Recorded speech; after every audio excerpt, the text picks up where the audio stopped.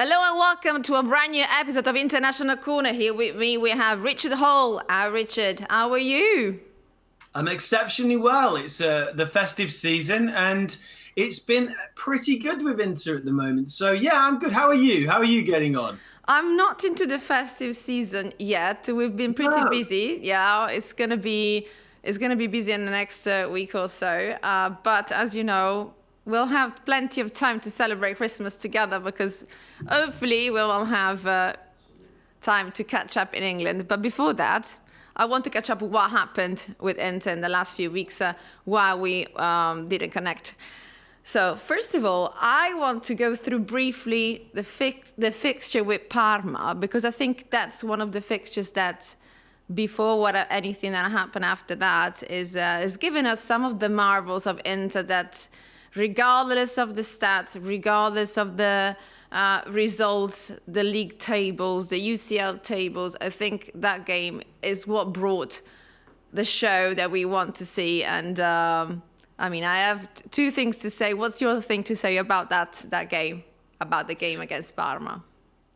I feel sometimes when I come on this, it's a nice thing to sound like a broken record, but it's also a good thing because one of the best things is that I keep talking about players who are consistent. And I actually have three little ones, if that's okay. One of them is just the continued squad rotation has really, really impressed me. I think when we look at teams across Europe at the moment, we see the situation. You look at Manchester City, obviously in England, you look at Bayern Munich, etc. You can look at the fact of how well Inter are using every facet of that squad. However, for me, when you're looking at the way Barella played, Di Marco, players like Mickey with that pass, which we can talk about later, it's exceptional. And I just think that Inzaghi continues to be able to get that right in a very, very difficult and congested season. And we know it's going to be even more congested even when we move on to the summer now. So no, it's that was the main part in the crux of it for me.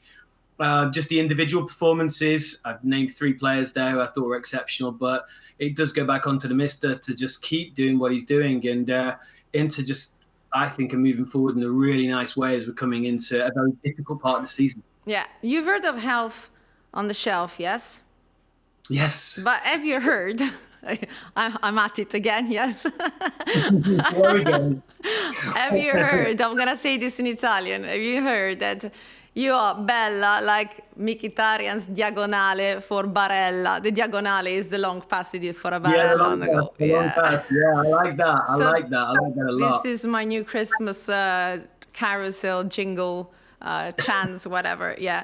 I mean, those players, whatever happened there was a boost of confidence and something for the fans that really, really excited us. Then, of course, we went to Germany, played in Bayer Leverkusen with a slightly different team, a lot of rotation there with a team that, let's not forget, they are champions of Germany.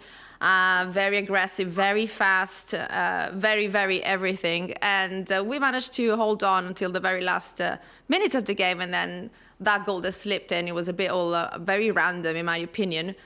But even said so, a loss is a loss. But, we're still, good in the table, sixth place of the league. That doesn't really mean anything, does it? No, I don't think so. I think with the new format of the Champions League as well, it changes things. If you think back, when you've got to finish in that top two of the group, it's all essential that you play certain teams and, you have to be all things all the time. The way that Inter have started as well, I think that it's given us an ability to try and rotate. And I know I've praised it before. I still praise it for this game, and I'm not being biased at all in that sentiment. This is, like you said then, Bayer Leverkusen, very, very difficult team, a very difficult place to go. I don't think Inter were by any means embarrassed. I think that this game could have easily been a draw. And if you look at I compare this game in small margins. When you look at the way that Inter went to the Etihad and performed exceptionally well, I don't think this was very different. Sometimes you're going to play against those teams who are champions of the country, and you're not going away from home to try and get, necessarily avoid defeat, but you come away with a point. It is a bit old school Italian mentality, but I quite like that, and I think that will navigate us through these early rounds. we don't have to impress completely every single game in the Champions League to the nth degree, because we're managing the process, managing the whole of it, and that's what's important. And part of the process was, if you remember from the start of the campaign, we saw that Inter's defense still had to tune in, to do a bit of fine-tuning. And a lot that came out in the post-match interviews was from the defenders saying that the defense was actually very compact. It's just, in the last minute, with something happened, it's just a single episode that happened. And part of that defense that is doing really well is Stefan de Vrij, 32 years of age. I looked at some of the stats. Do you know, since you're a businessman and salesman, you should be very good at maths. Are you good at maths? No? You think so? I'm more of a results man than an equation man, but we'll see. Okay, so do you know, can you explain what a percentile is? No, the answer. So point. In football terms, I'd like to hear it though. So Stefan de Vrij is in the 92.86 percentile for defensive duels won. So what does that mean? It doesn't mean that he won 92% of the duels, right? But it means that. Yeah, exactly. And is it even higher if you look at his pass accuracy? And for a player that really, he changed only 3 teams in his whole career. So he's a player that wherever he goes, he keeps on bettering and bettering and probably grasping whatever there is to grasp from that team. Started off at Feyenoord in the Netherlands. And then, of course, he's my key man to introduce the key game ahead, Lazio, because obviously he's the big X of this next fixture that we have ahead of us. Coming on Monday at 8:45. The Stefan de Vrij. So what do you think about him? Yeah, I mean, as you mentioned, when he was at Lazio, I was always a big fan of him there. I think, Lazio, if you think about the team they had back when he played, of course, with Inzaghi there as well, and Immobile, Milinkovic-Savic, Luis Alberto, there was a core part of that team that you couldn't move out. They didn't have the strength in depth that Inter have now. He was a huge part of that. To go alongside that, I think that there are certain players that sort of can go through generations of different rotations of teams, should we say. And we've said this about Lautaro before up front, but I think the Vrij is the same way, in the sense of he doesn't matter really who he plays against. He's a leader, he's charismatic, and he sets his own levels. I think he does that exceptionally well. Yeah. And that's why that percentile is as high as it is.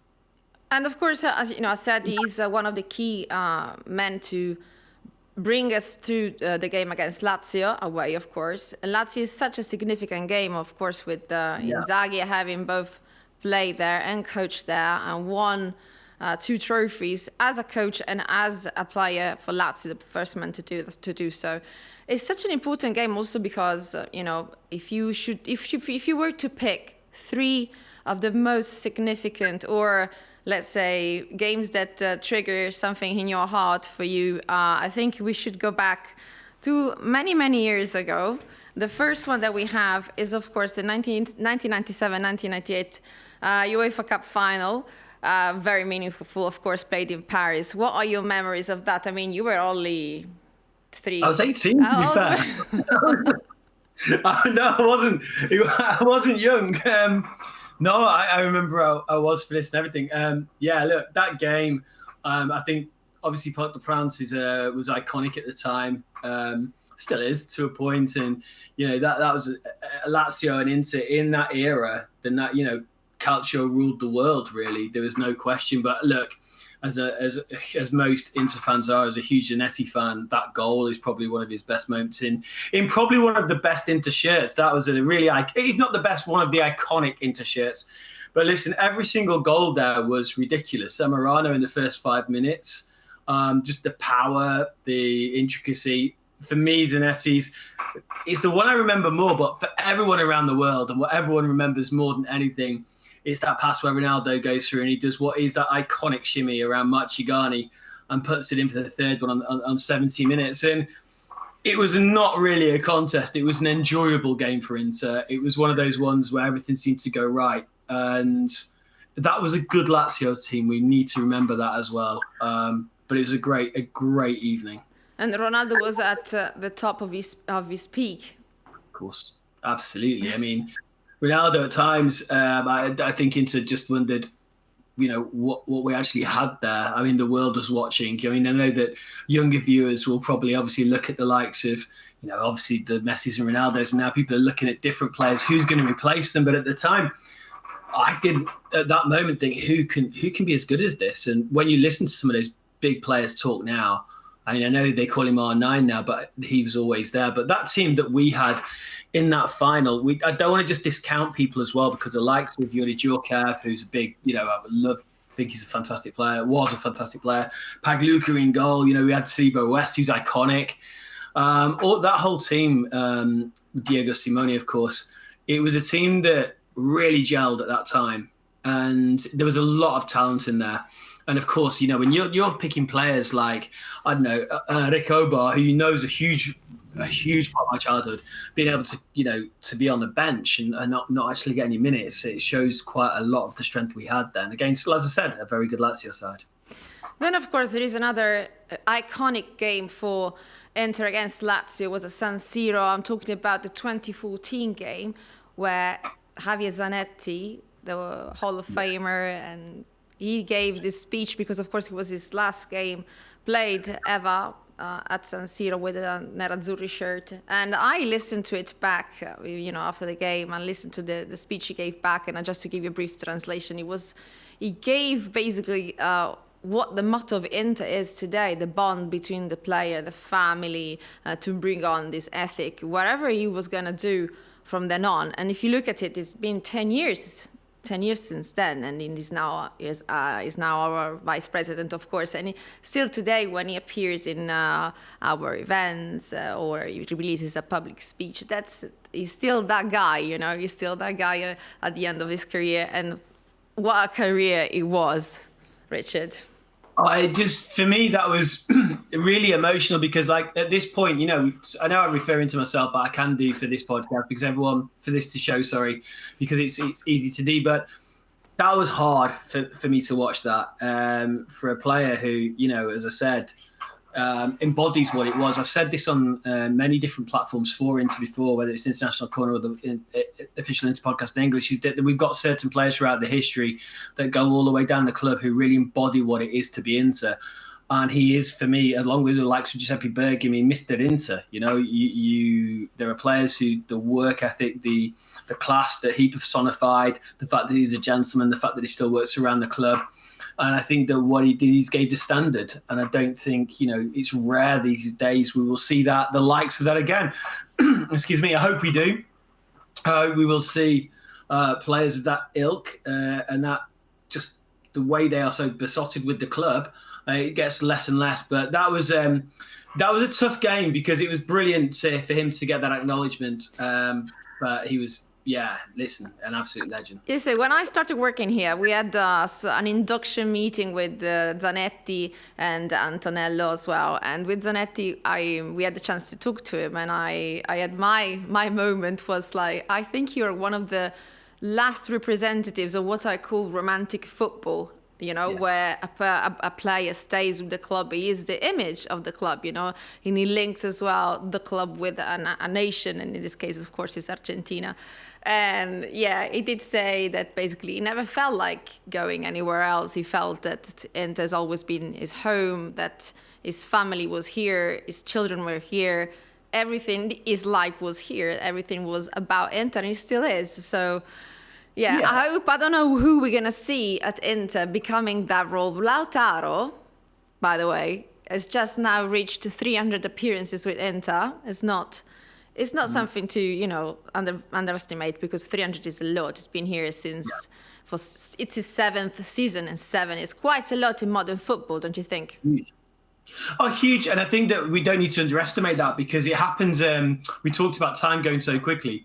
Look, I think that Lautaro and Zanetti have a lot of similarities in the sense that they're both obviously from Argentina. We have a huge representation with that part of the world, but also as well, I mean, they're both gentlemen in that sense. They're understated, I think. Javier Zanetti, very quickly, my memory of him personally was that the one time I got an opportunity to meet him, as you can see, his family were there. And even though I was an absolute nobody, he will never remember the day. He actually chose to come and say hello to me before his family because someone had introduced me. He took that time. For me, that's the kind of person he was, even after he just finished the game. And he probably couldn't think of anything less important to do than speak to me. So that embodies him. But also, I think when you look at Lautaro, the way he handles himself on and off the field, I think that Mr. Inter goes right through the club. And it's nice that even though we haven't got Javier on a playing sense, he's still in the club, and we have Lautaro now taking that on the field. And I think it means a lot to the club and consistency. The last crucial moment that we decided to pick together was back in 2017, 2018, where Lazio Inter, when Inter won, earning 2-3-1. Earning a spot in the UCL after they hadn't been in the UCL for many years, since 2011, 2012. That was Spalletti, of course, back here. Do you remember that game? You were there. I was there. I know that we have a little chat about certain memories, and I know I sort of pushed this one on everyone, so I apologise. But it was special because, obviously I was around a lot way into the early 2000s, and so saw some glorious moments all the way through, the treble and everything else. And I sort of worked with Inter on and off in different variants, and the media, at least being with the media in Milan a lot. And there were some sparse moments, but beautiful moments for me personally. So I didn't feel the gap of trophies in a sense, because I was just happy to be working with Inter. But when we got to that stage, I was in Rome and I was on the Curva Sud. And for people who don't know, the Lazio and Inter fans can obviously mix sometimes. And it was one of the strangest, best moments ever, just in the mix of seeing two types of emotions, and in a friendly, beautiful way. And that game was absolutely crazy because, of course, when Inter, it was all to play for. It was absolutely everything to go for. Two strong sides. And, Perisic, unfortunately, who, again, I've had the privilege of speaking to, he scores an own goal early on. D'Ambrosio gets one back, and then Anderson scores for Lazio, and you're thinking, okay, this isn't looking great. Icardi gets the penalty on 78, but it was that moment in the 81st minute, which I would take as one of the best moments of atmosphere and emotion I've ever experienced in a football field, or in a football stadium, because it was immense. It was a real part of we're back. I've always thought Inter belongs to be, along that, but you have to earn that to be part of the elite. And Inter did it that day. And yes, it was late. Yes, it was dramatic. But, if you followed Inter for a long time, you know that there's no other way to do it than that. They always make your heart beat a little bit faster. And they did that to the nth degree on that day. And let's see if on Monday night there's going to be such an atmosphere because, as you well know, we have in the league such a jam-packed table so far with not a lot of teams grouped up in very few points, So that's something that has characterized the league this season with this balance. There isn't a team that has 10 points advantage like it was more or less last year, whatever happened after the beginning of the first part of the season, that we already saw that things could go only one way, basically.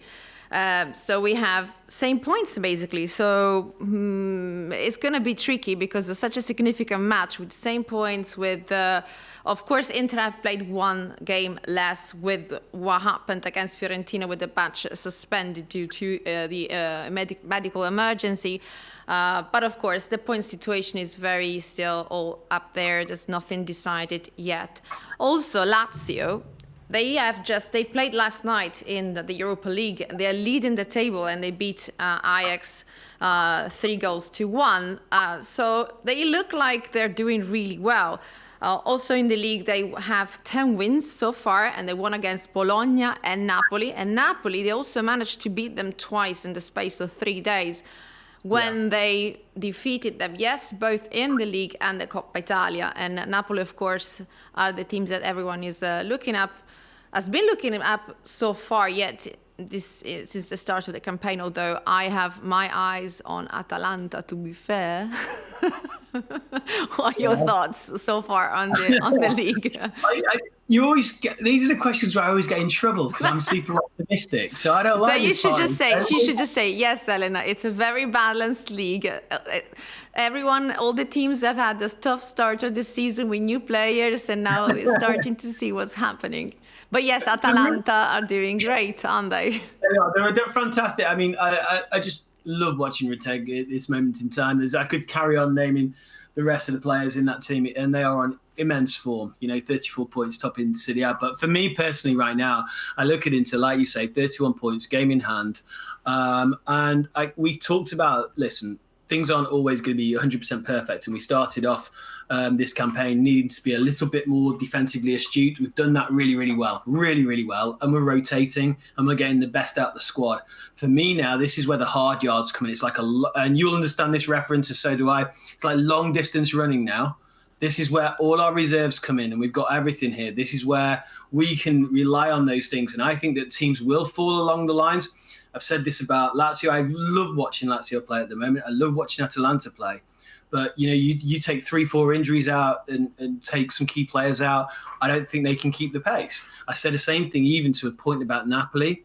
But when I look at Inter and I look at the way that Inzaghi's doing this, I'm pretty confident. And, listen, this game against against Lazio, that doesn't mean it's going to be easy, because I've really, enjoyed watching them, because they have got a really powerful sort of counter-attack, but also a way to break down the lesser teams, which is probably more important for them. Yeah, that Pedro looked really fast last night. I don't know if you have had a glimpse of the match. Yeah. And of course, one of the biggest surprises for Lazio probably is the new coach, because with Baroni, of course, has brought something different to the scene. He managed to already back with two teams to save them from relegation. I'm not talking about Verona last season and Lecce. So that man has to have something extra, the factor to coaching. If he can get probably something more out of his players, out of his tactics, out of everything, he can work it out in the end. So, massively. Just on Baroni, he played it. Obviously, he played at a very good level, the likes of, ironically, actually, Roma, as well as Lecce, Napoli and everything else. But at the same point, when you look at the fact of, in the last, even since 2020, it's Cremonese, Regina, Lecce, Hellas, now Lazio. Even you can say about the age of coaches, and at 61, you might think, what's he really going to get out of them? But you know what? 61, you said? Yeah. But think about Ranieri then. I don't think age matters anymore. He doesn't. Then we shouldn't even hear talking about Mkhitaryan, and how much I respect is an understatement, the guy. Hey, listen, I'm getting older and older, so I think everything gets better with age. But no, the point being is that he's got the hunger and the age and the experience. So he's got that. He knows how to create a team. He's got his ideas well embedded, but the difference is between some of the coaches we could talk about at certain ages, he's still got the hunger. So we can't say Lazio lightly, but yeah, his story's a good one. So we can't, again, I don't think we will be lacking against them. I think we will be able to stand up, and I think we have more quality, but that means we've got to be there on the day. And I know it's an old thing to say, but... Let's say something that Lazio and Inter have in common this season is number 13. Because both sides have had 13 different players scoring now. I know maybe you don't know them off by heart, but our viewers surely know. At least Inter's, yes. Of course, we have the most predictable ones with Thuram, Lautaro, etc. Yeah. But tell me one that you probably... Try to fill in the rest of the players that score for Inter with, 30. Yes, we got Lautaro. There's one player that also played at Lazio. So is De Vrij scored? De Vrij scored, yes. I'm double checking. Yes. But there's another one that played at Lazio, and he's also he's got his goals against Hellas, of course. Then there's one that has just renewed his contract with Inter. You're not making me think ex Lazio. We've obviously got Barella, Bisset scored, Damian scored this season. It's our Denzel. It's our Denzel Oh, who Denzel, this of course. season, I mean, sometimes I just fall in love with watching replays, slow motion, the super slow motion, whatever he does on the pitch just to nick that ball and go through the other players. Yeah, the defenders. I love I that. know it's a guilty pleasure of mine is shows my age as well. Is slow motion replays of Inter players to classical music. I've seen some of them go on, and honestly, that's me done. But no, I mean we've had a wealth of scorers, and when you look at the likes of in some games, Bisek has been one. Again, Correa being Correa, I really want to make a point of because him to be able to come off. I know he loves scoring against Hellas. He did it a couple of seasons ago on the opening day when Inter win 3-1. I think it was 3-1. He was incredible, and what he can bring to the squad. Sorry. No, it's okay. But I was saying there's one player that he scored. The first time he scored for Inter, scored twice, scored a brace. And he was in a very massive match, by the way. In history? No, here, like this season. This season. What do you think? I'm talking about our brand new Piotr Zielinski. Yeah. I'm talking about the 13 players that this season, different players have scored for Inter, and Zielinski is one of them as well. Okay. But yeah, please, guys, if you do want to fill out the rest of the list, do it in our comments. And also, Inter have scored at least one goal in the last 8 away games in Serie A against Lazio. That's a lot, isn't it? Yeah, one goal in the last 8 away, because let's not forget, we're not playing at San Siro, we're playing at the Olimpico, and you were saying the atmosphere is there's pretty crucial factor in the game. Yeah, massively. I think with Lazio, okay, sometimes, the fans are not going to fill it out every time, but it's been getting better and better over the seasons, and I think that, especially when Lazio are in good form, their attendance gets better, but I think when you look at their Kurvit's very strong. It's very atmospheric, and it's a difficult place to go. Going to the capital at the end of the day, and Lazio play some really good football. And I just think when you go to the Olimpico, and no one hasn't been, and you do go, it does invoke memories of various different elements. Where it's Coppa Italia finals, the Azzurri, Italia '90, whatever you want. It's there. It's an impact. So it's never an easy place to go. But do you know the last time the Inter managed to score 8 away games, 1 goal in 8 away games. Sorry, I got my head twisted around these numbers. Was back in the 1960, and then they had a longer streak with 12 games where they scored at least 1 goal. I mean, so that's almost a century. No, no, I can't. Maths is not my thing. And you talk to me about percentiles, but never mind. No, sorry, I didn't study that. And also, Lautaro Martinez is one that scored 4 goals in the last 4 games played against Lazio. Lautaro, like we were saying, reaching 300 appearances for Inter. And we also have another player that has just reached a massive landmark, a milestone, let's say, with Inter is Hakan Çalhanoğlu with 150 appearances, and obviously he's been key all in all in all the games that he's been playing, and I'm looking forward to see if he plays. Of course, we have no such information as per yet, but. I'd like to see how he celebrates this milestone that he reached together with Lautaro, because they both reached this milestone with the game against Bayern Leverkusen. Yeah, I mean, he's playing with such confidence. Every time he's on the ball, I think Inter a stronger side, I think, just of what he offers. But the confidence is more for me with Hakan in the sense of, I mean, we always know the obvious things about set pieces, etc., but if we take it way away from that, it's just, we all know how Inter play. We know how Inzaghi wants to play. It's that quick breaking the back to switch the full-backs and the centre-backs, switching places. And when we saw that pass from Mickey against Parma, you look at Hakan can do that as well.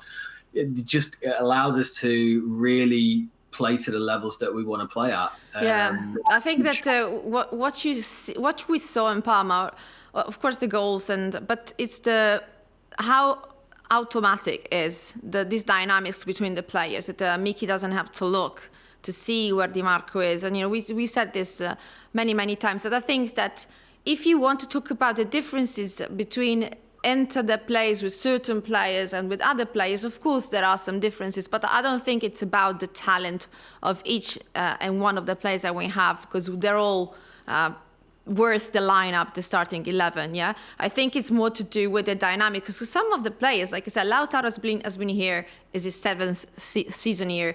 Chala, as well, has been here now since with 150 appearances. So I mean, of course, there's something in place there that you can only feel it on the pitch. It doesn't convert into anything, into numbers, or it just converts on whatever happens, a magic that happens on the pitch. And I think if that the team can bring that up on come Monday, that's great. This is what we were saying before as well. The fact about we keep going about rotation consistently is because you are right. Yes, there are players who have got exceptional talents all over the team. We've talked about the likes of Dumfries and the pace, Hakan and Mickey with the passing, Lautaro, what he does, Turam in the season he's had, Jan Sommer, stability, etc., Bastoni, Barella. But when you look at it, you can take key components out of the squad, and there's a lot of players I haven't mentioned there that can come in and the system doesn't change. And I think that's what's really exciting about Inter, and that's why I'm so confident in this season for some success, is because we can move those players in and out. And yeah, certain times you lose something, but you might gain something else. But the thing is that everybody knows the system, and everyone knows that when we break, this is how we break, this is how we play. And yeah, and I think we've really improved this season. And I think the reason at some points we've maybe said we need to be a little more defensively better at the start of the season is because we were more consistent in a sense of lineup last season. I think we're changing things around more, and we can see the way the whole team's working towards that. So it's exciting. And I think that overall, the last thing I want to say about this game is, of course, Inzaghi. He's brought everything together, this ethic, this way of working together with every player is appreciated. And of course, this ethic that he has now started back probably at Lazio. I wonder how his days are now just, going towards that game. Marotta said that this game should be a celebration of two great teams, and the history of what made Inzaghi, the history of what made some of the players at Inter. How do you think he's experiencing these last few days going closer to the game? I think there's always going to be a huge respect for Inzaghi for Lazio, and vice versa for Lazio for Inzaghi, because of what he's done as a player and a coach there. But I think right now, if I don't know him personally, of course, but I would imagine that as someone who's, like you say, created that ethic, created where he wants to be, and what he's trying to do, will be looking nothing, obviously, more than a victory, but it will be a nice experience for him to go there and get that, as it will for players like De Vrij, etc. But look, I think there'll be I think that's why we might do well against Lazio, because he will make sure that our team give them respect that they deserve. And it's one of my favourite fixtures in the calendar, personally, against Lazio. So I'm looking forward to this one. We are, of course, all looking forward to watching this game on Monday, 8:45 kickoff at the Olimpico.